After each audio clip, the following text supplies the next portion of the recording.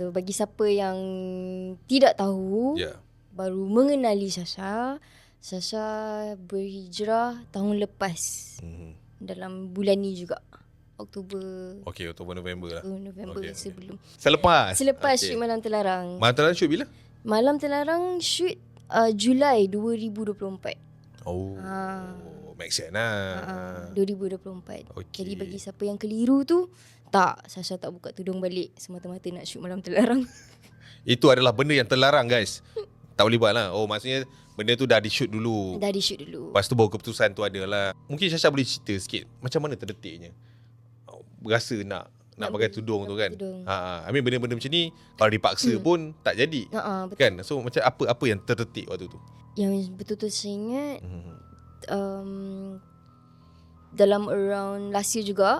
2000 bulan awal tahun ke? Tengah tahun.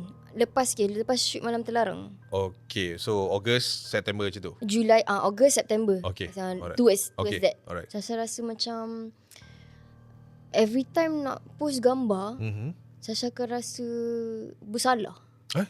Okay, alright. Rasa macam saya dah start fikir, dia dah start macam soalan dah start datang laju. Macam okay, aku post gambar ni berapa banyak orang like, lepas tu berapa banyak pula orang tengok, lepas tu dosa aku mengalir pula. Ini sebab digital print. Okay, betul.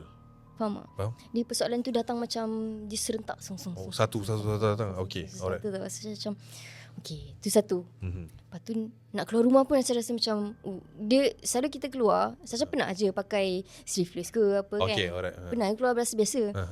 Tapi time nak dekat nak pakai tudung tu, bila keluar saya rasa macam dia bogel terus.